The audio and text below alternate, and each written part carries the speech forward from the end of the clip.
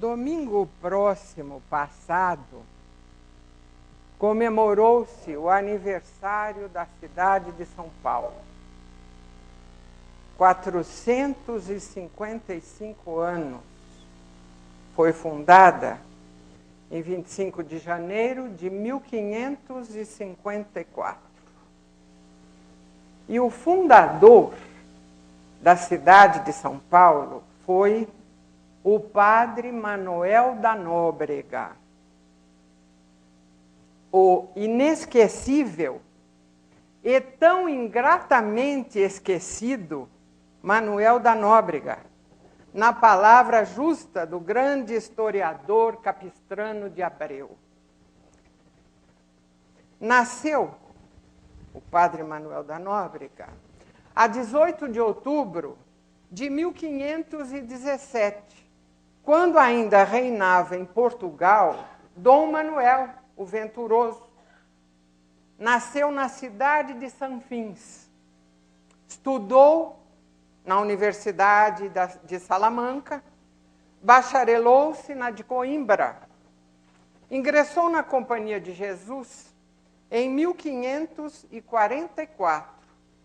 E 5 anos depois, designado por Dom João III, vem com Tomé de Souza para o Brasil.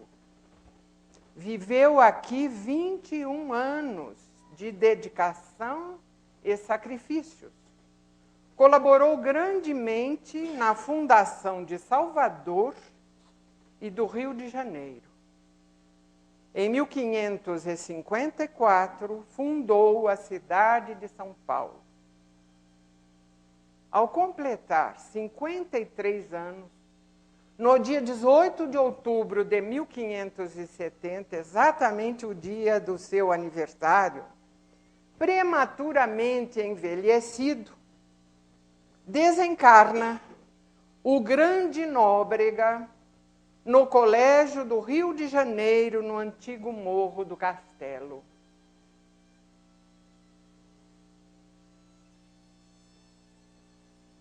E aí nós perguntamos, né? Em que poderíamos encontrar relação entre a personalidade do padre Manuel da Nóbrega com a nossa reunião aqui aos sábados, uma reunião evangélico-doutrinária, a reunião desta tarde? O que uma coisa tem a ver com a outra? Não é? É um episódio histórico, não é, da história do nosso país, o aniversário da nossa querida São Paulo. Mas nós estamos aqui para aprender as lições do Evangelho de Jesus, explicadas à luz da doutrina espírita. E então não vemos a relação de uma coisa com a outra. Só que a relação existe. Como existe, irmãos? E nós não poderíamos deixar de falar nela. Sabem por quê? É que o padre Manuel da Nóbrega foi uma das encarnações do nosso querido Emmanuel, protetor de Francisco Cândido Xavier e orientador de todos nós.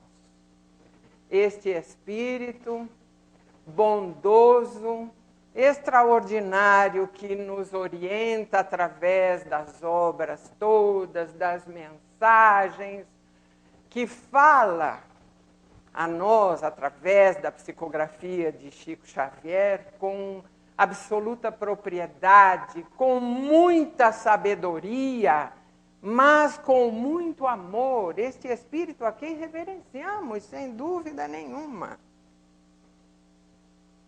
O nosso Emmanuel. Não é?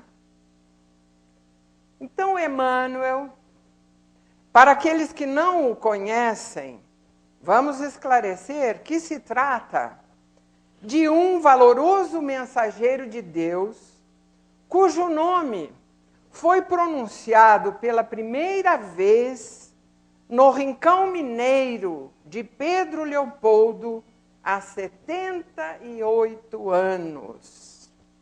precisamente em 1931, foi que Emmanuel se apresentou no ambiente espírita brasileiro, embora fossem velhas as suas ligações espirituais com a nossa pátria. E nós precisamos saber, precisamos conhecer a realidade deste espírito.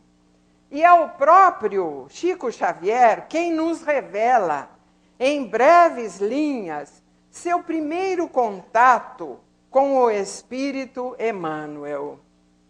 E ele diz assim: lembro-me de que em 1931, numa das nossas reuniões habituais, vi a meu lado, pela primeira vez, o bondoso espírito.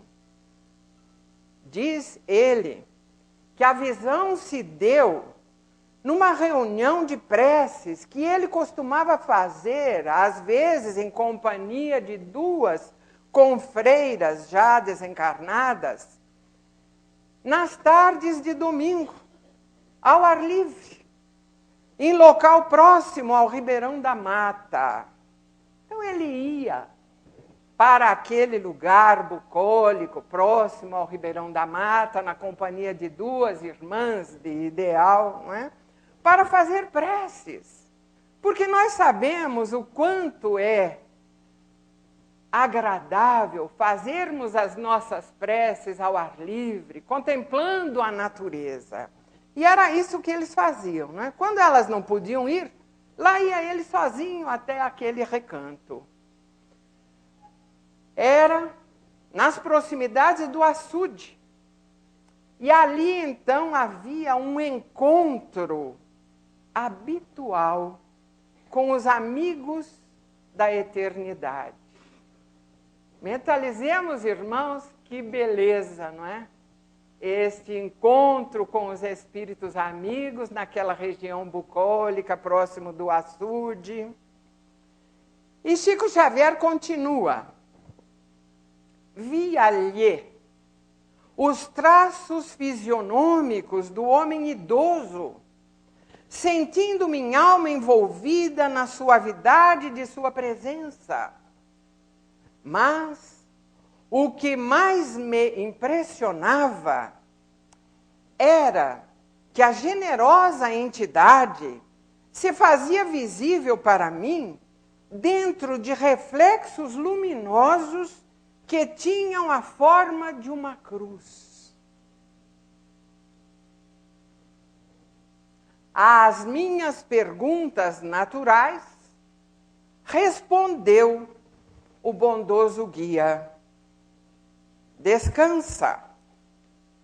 Quando te sentires mais forte, pretendo colaborar igualmente na difusão da filosofia espiritualista.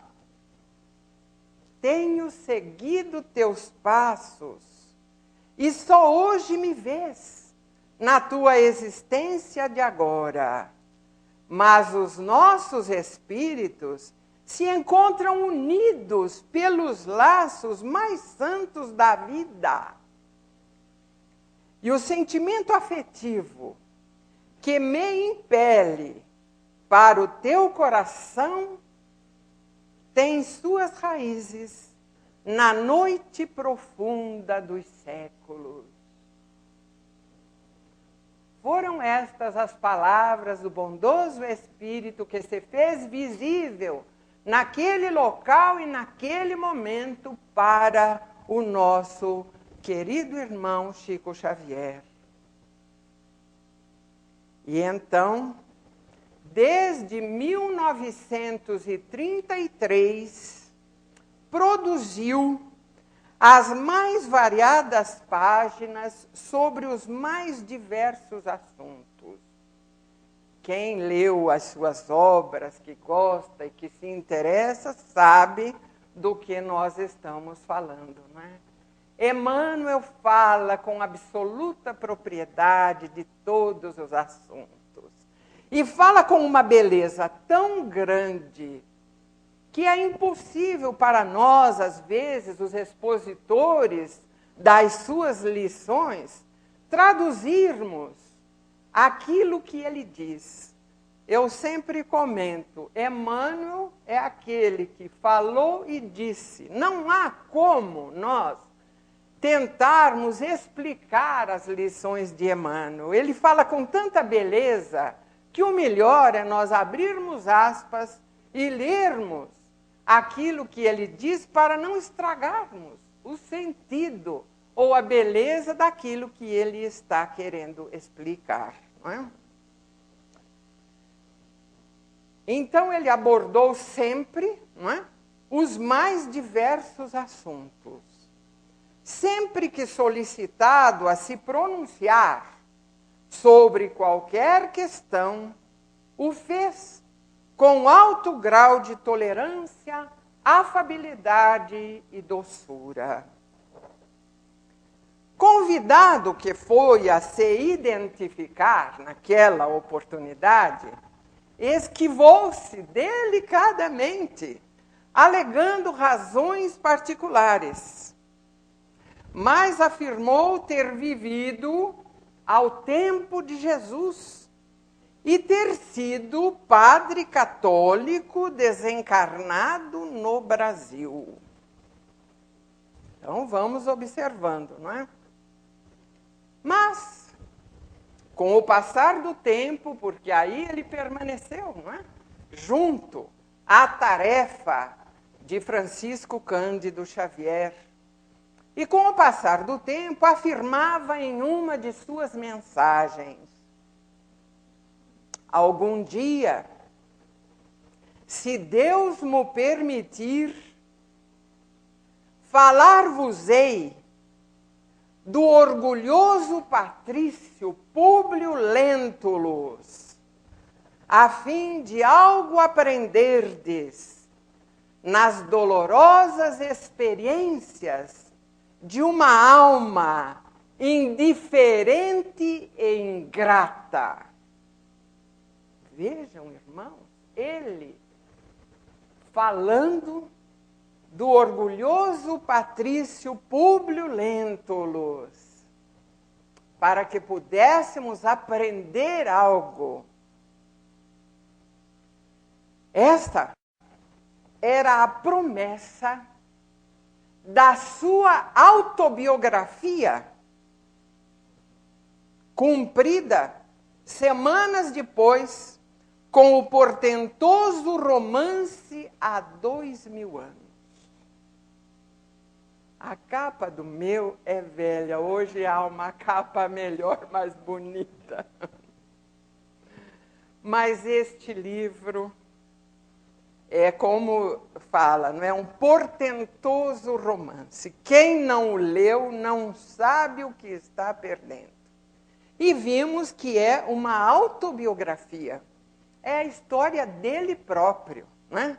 Que ele coloca com profunda humildade para que possamos aprender. Públio Lentulus, senador romano, rico, poderoso, dono de uma cultura primorosa. Culto desde aquela época. Há 2000 anos atrás ele já era culto. Não é? Cultura primorosa. Orgulhoso, indiferente e ingrato. Apegado às tradições e aos ídolos romanos, com o coração empedernido, vejam, irmãos, não soube aproveitar o minuto radioso que soara no relógio da sua vida de espírito há 2000 anos. Sabem por que ele não soube aproveitar esse minuto radioso? Ele teve, irmãos, um encontro com Jesus. Ele colocou que viveu a época de Jesus. Pois ele teve um encontro com Jesus, irmãos. Vejamos como foi. Públio Lentulus, senador romano, fora à Palestina a serviço do imperador. Casado com Lívia, tinha uma filhinha e um menino ainda bebê. Mas a filha, irmãos, a menina, tinha lepra. E ele aceitara ir à Palestina na esperança de encontrar para a filha uma melhora com a mudança do clima. Era, como dissemos, a época de Jesus. Jesus estava fazendo o seu trabalho, cumprindo a sua missão entre nós. E Lívia, a esposa de Públio, já ouvira falar de Jesus, das suas lições, das curas que ele fazia. E só não fora assistir às suas pregações, porque na posição de matrona romana, ela não podia, dedicar-se a práticas que não fossem condizentes com a sua condição de patrícia.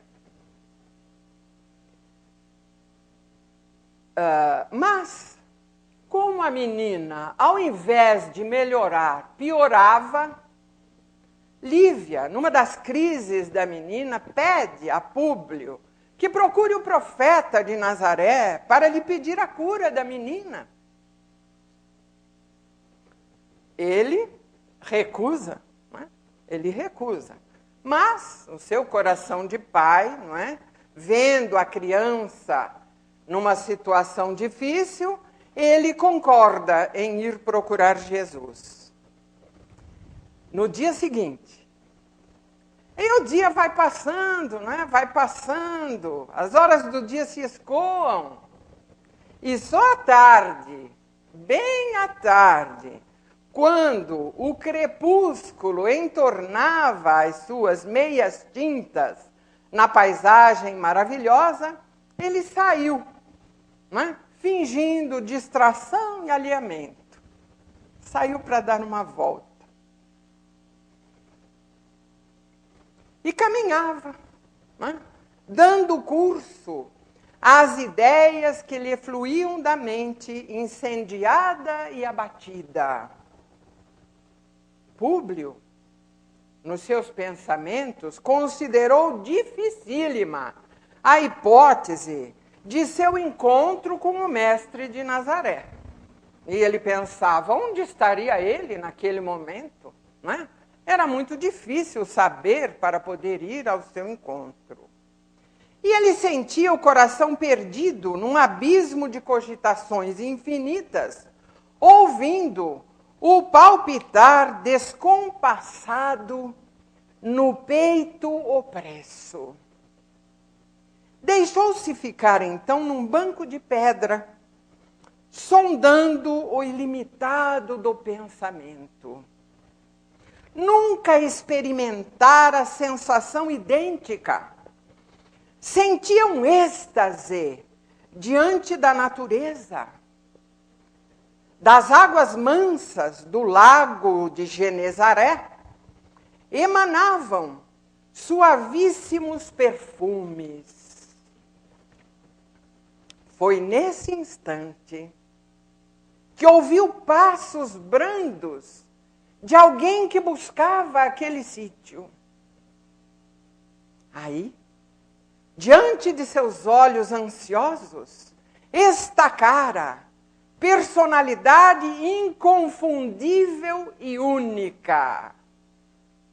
Tratava-se de um homem, ainda moço, que deixava transparecer nos olhos, profundamente misericordiosos, uma beleza suave e indefinível. Longos e sedosos cabelos molduravam-lhe o semblante compassivo, como se fossem fios castanhos, levemente dourados por luz desconhecida. Sorriso divino, revelando ao mesmo tempo bondade imensa e singular energia, irradiava da sua melancólica e majestosa figura uma fascinação irresistível. Públio não teve dificuldade para identificar aquela criatura impressionante.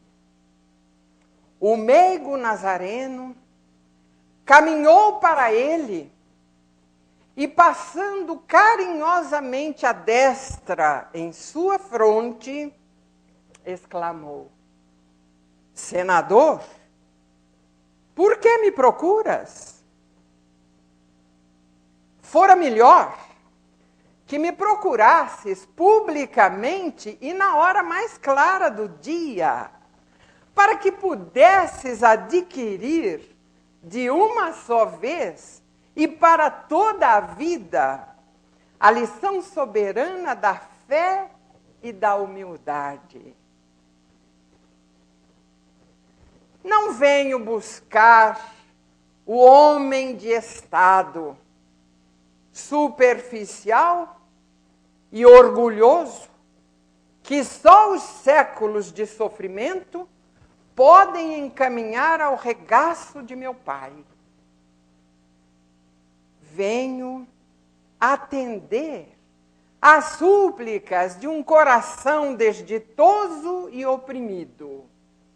E ainda assim, meu amigo, não é o teu sentimento que salva a filhinha leprosa e desvalida pela ciência do mundo. É sim a fé e o amor de tua mulher, porque a fé é divina. Basta um raio só de suas energias poderosas para que se pulverizem todos os monumentos das vaidades da terra. Públio não falava. Ele estava com a voz embargada na garganta, não é? Mas, magnetizado ali naquele instante, ele considerou que sonhava. Não, meu amigo, não estás sonhando. Depois de longos anos de desvio do bom caminho pelo sendal dos erros clamorosos, encontras hoje um ponto de referência para a regeneração de toda a tua vida. Olha, irmãos. Está, porém, no teu querer. Olha a importância desta colocação. Está, porém, no teu querer o aproveitá-lo agora ou daqui a alguns milênios. Olha, que lição, irmãos. Públio não fala nada, né? Ele não consegue.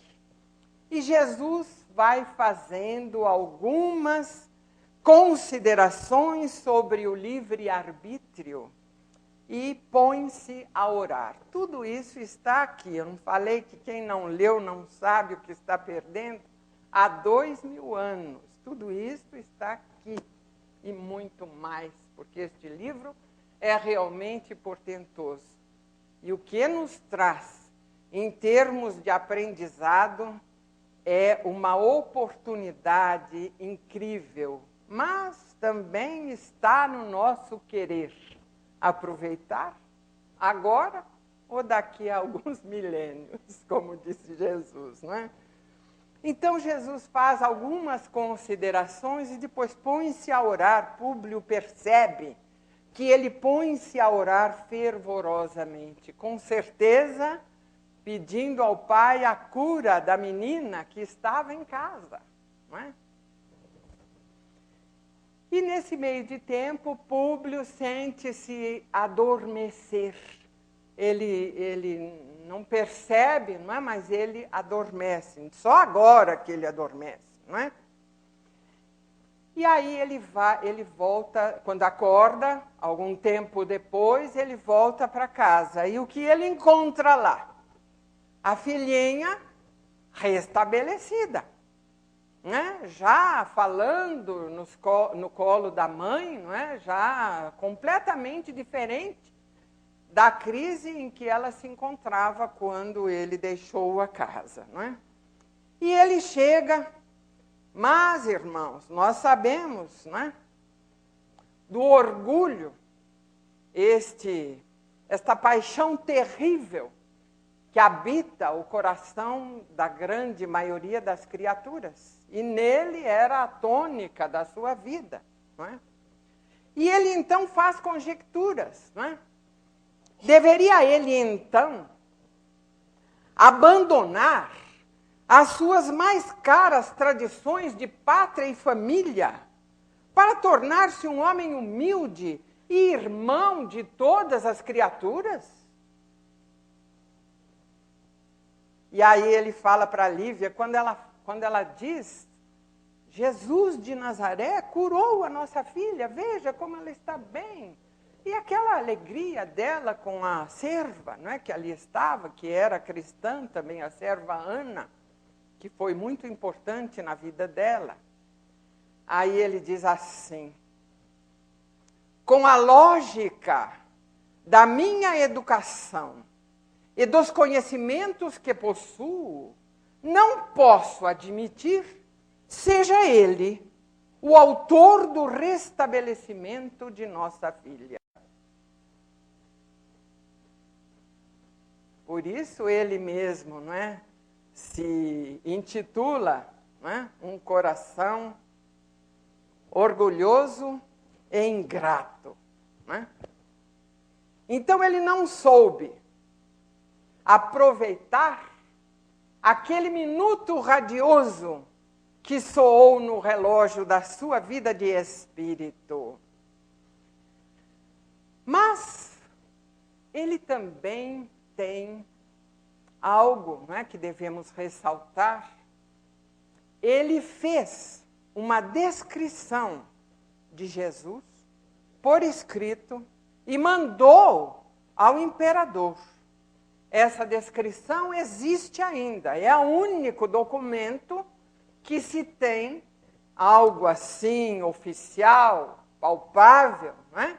A respeito de Jesus no âmbito da história, não é? Existe até uma mensagem que é sempre distribuída nas casas espíritas e que se chama o Retrato de Jesus, em que descreve a sua figura.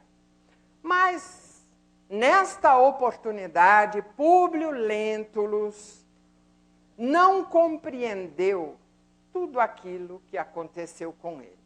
E não compreendeu também a sublimidade da companheira que Deus lhe deu, né? Lívia, a doce Lívia, a única criatura, vejam, irmãos, que intercedeu a favor de Jesus junto a Pilatos. Quando Jesus foi condenado, ninguém foi interceder a favor dele junto a Pilatos. Só ela, Lívia. E quem leu o romance vai saber quão caro ela pagou por esta atitude, não é? Mas nós não vamos contar, porque vocês vão com certeza ler o livro. Tudo isso, irmãos, e muito mais, ele descreve com intensa humildade, sofrendo pelas recordações do passado. Vocês imaginaram, quando ele passou este livro psicografado para Francisco Cândido Xavier, ele mergulhou no passado. Ele retornou em espírito a todas aquelas recordações. Então é de se imaginar o quanto ele sofreu para recordar, né, a própria ingratidão.